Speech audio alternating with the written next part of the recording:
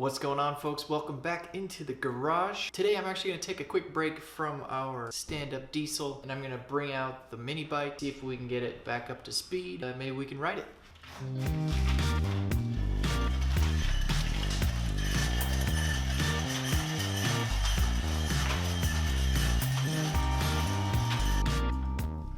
Here it is. Looks like got some sort of leak going on here. Not entirely sure where it's coming from, but it's kind of a lot. Well, I think it's leaking just a little bit of gas. Let me go ahead and see if it starts.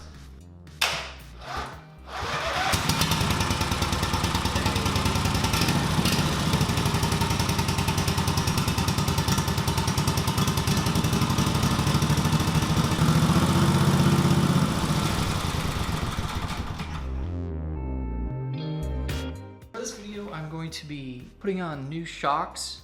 As you can see, I have them kind of laying there. I originally robbed those guys off of the project we're doing right now, so I had to buy new ones, and those are them right there. And also, as you can see here, my brake caliper is actually broken. The arm holding the cable back snapped off because when I took the suspension off, it fell and then hit this arm and broke it, sheared it right off. And I'll also be taking off, as well as this box right here, just because it didn't really work out the way I wanted it, and those batteries weigh a bunch. And lastly, I will be taking this pulley off, swapping it out for an even smaller one, while also swapping out that guy for a slightly larger sprocket. So let's get cracking.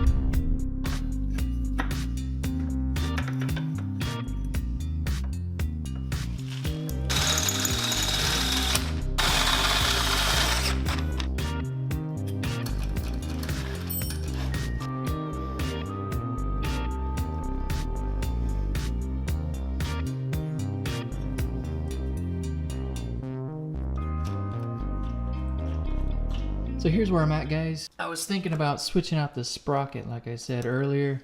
Here's what I got. Slightly larger than this one. A good size. But the thing is, there's this cross beam down here, our little support, that I actually already had to notch out to allow this chain, to allow the sprocket to fit. And then I also have like a rubber tubing back there so that the chain can rub against it. So the only way I could get the sprocket on is by removing that entire support and then putting it somewhere else, which I really don't want to do. So I think I'll just keep that the way it is for now, and then I'll just put a smaller pulley right here, see how that goes first. If that doesn't make it as fast as I want it to, then I guess we can butcher the frame.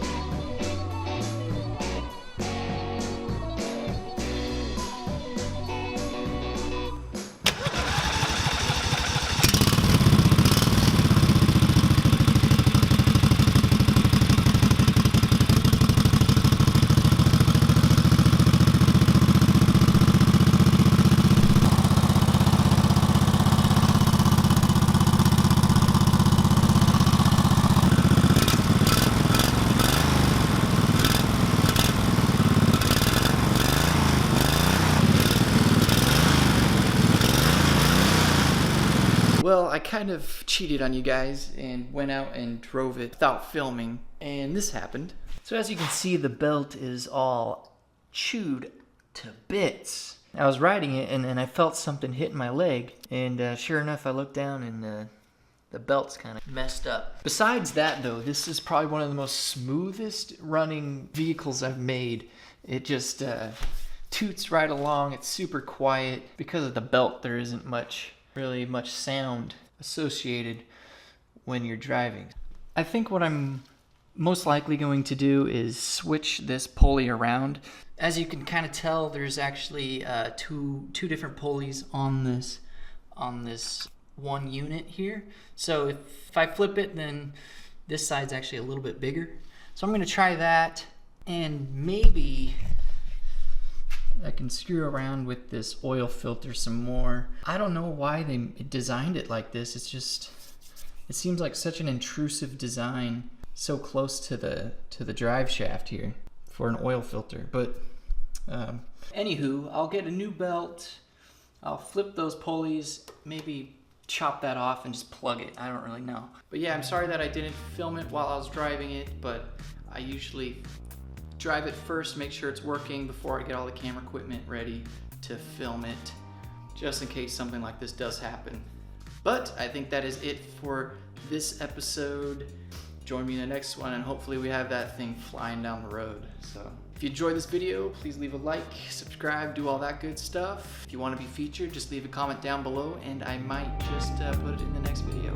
All right, folks, see you later.